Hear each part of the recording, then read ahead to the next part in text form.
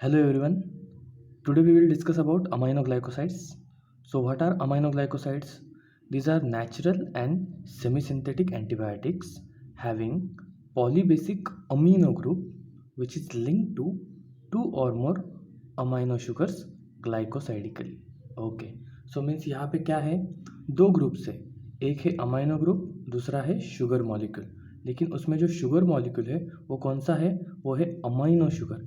Amino sugar किसको कहते हैं हम, जनरली शुगर मॉलिक्यूल में हाइड्रोक्सिल ग्रुप्स होते हैं। ओके, जब हम हाइड्रोक्सिल ग्रुप को रिप्लेस कर देते हैं अमाइनो ग्रुप से तो उसको हम कहेंगे amino sugar. Okay, so what are amino sugar? The sugar molecule in which hydroxyl groups is replaced with amino group. Okay, so polybasic जो अमाइनो ग्रुप है वो लिंक्ड है अमाइनो शुगर से with glycosidic linkage. So first जो aminoglycoside जो discover हुआ था 1944 में वो था streptomycin which is active against gram negative bacteria. Okay, जो स्ट्रेप्टोमाइसिन है, जैसे हमने टेट्रासाइक्लिन के बारे में डिस्कस किया था, so it is also obtained from soil actinomycetes. इसका जो बायोलॉजिकल सोर्स है वो है स्ट्रेप्टोमाइसिस ग्रीसियस। ओके, सो इस बेसिस से हम स्ट्रेप्टोमाइसिन आइसोलेट करते हैं। सो अभी हम क्लासिफिकेशन देखते हैं अमीनोग्लाइकोसाइड का। यहाँ पे दो क्लासिफिकेशन है, एक है सिस्टमिक अमीनोग्लाइकोसाइड्स, दूसरा है topical aminoglycosides. Systemic are those which reaches to the blood and blood circulation, topical are those which are not reach to the systemic circulation. तो सिस्टमिक अमीनोग्लाइकोसाइड्स में कौन कौन से एग्जाम्पल है, एक है streptomycin, then gentamicin, kanamycin, tobramycin, amikacin, sisomicin, netilmicin and paramycin. So these are the examples of systemic aminoglycosides. Then for topical aminoglycosides there is neomycin and pramycin. So उनका mechanism of action क्या है, जैसे हमने देखा था tetracycline में, वहाँ पे क्या हुआ था, जो हमारा ड्रग था टेट्रासाइक्लिन वो किस पे जाके एक्ट कर रहा है, 30S राइबोसोम्स पे जाके एक्ट कर रहा है। और ये अमाइन राइबोसोम्स का काम क्या होता है, to initiate the process of protein synthesis. But अगर हम इन राइबोसोम्स को ही ब्लॉक कर देते तो क्या हो जाएगा, अल्टीमेटली प्रोटीन सिंथेसिस का प्रोसेस इनहिबिट हो जाएगा, जिसकी वजह से वो जो माइक्रो ऑर्गेनिज्म है उसका सर्वाइवल पॉसिबल ही नहीं है। So here also aminoglycosides inhibit 30S ribosomes which leads to inhibition of the protein synthesis due to which microorganisms unable to survive. So this is the basic concept of aminoglycosides, their mechanism of action, their classification. Let's see comparative features for its example.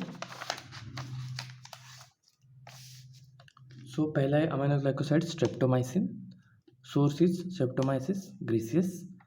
Toxicity, it is nephrotoxic as well as autotoxic. Nephrotoxicity means it causes damage to the kidney, specifically nephron. And ototoxicity, जैसे हमने tetracycline में discuss किया था कि tetracycline में क्या होता है, वो ड्रग ईयर को डैमेज कर देता है जिससे कि हियरिंग लॉस होता है। So this is nephrotoxic as well as ototoxic drug, but जो टॉक्सिसिटी है वो लोवेस्ट है as compare to other drugs. This drug is specifically used in TB, plague and urinary tract infection.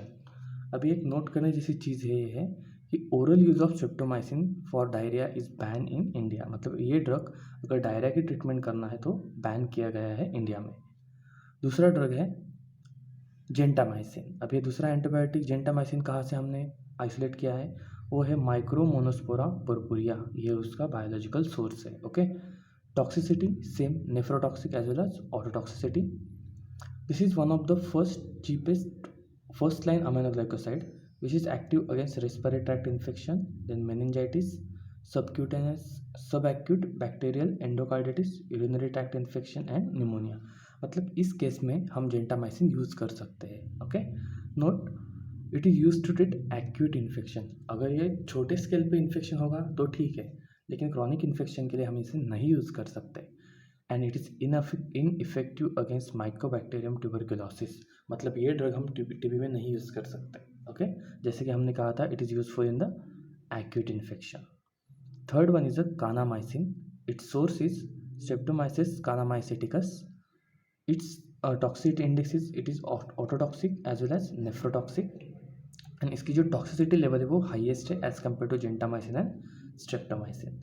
It is use occasionally as a second line drug in the TB। Which one is the first? Gentamicin. Then fourth one is amikacin.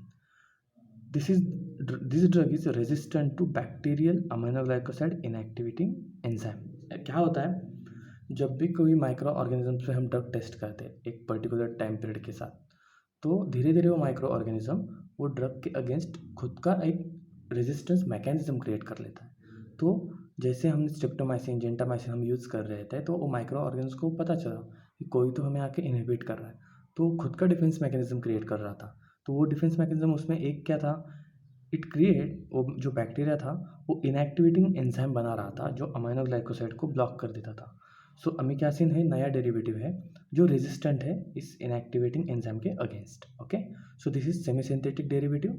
Same, it is nephrotoxic as well as ototoxic, mainly used in the TB. Then neomycin, it is wide spectrum antibiotic but it is not used systemically. क्यों? क्योंकि इसके जो toxic effect है वो as compare to other antibiotics बहुत ज़्यादा खतरनाक है.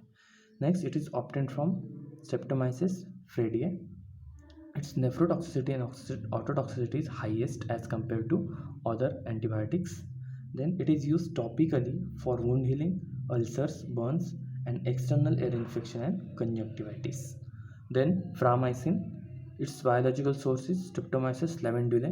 Same on side effect, that is ototoxicity and nephrotoxicity, and this drug is used topically.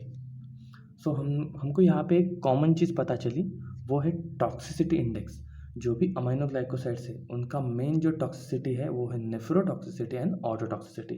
GPAT में ये पूछा जा सकता है कि आपको 4 एग्जांपल्स दिए जाएंगे जिसमें एक दिया जाएगा एक अमाइनो ग्लाइकोसाइड का एंड कहेंगे कि आइडेंटिफाई ऑटोटॉक्सिक ड्रग और नेफ्रोटॉक्सिक ड्रग और drug which is having the nephrotoxicity and ototoxicity. So major side effect of all aminoglycosides are nephrotoxicity and autotoxicity. Nephrotoxicity means what? Damage to the nephrons in the kidney. Autotoxicity means damage to the ear, okay, due to which it causes hearing loss. Then common properties of all aminoglycosides are as follows. First, all are the sulfur salts and they are water soluble and stable. Then they are ionized in the solution, therefore they having the less oral absorption and unable to cross blood brain barrier, मतलब वो brain में नहीं पहुंच सकते. Third thing, excreted unchanged in the urine by glomerular filtration. Okay, so इनका main जो excretion जो root है वो है glomerular filtration through urine.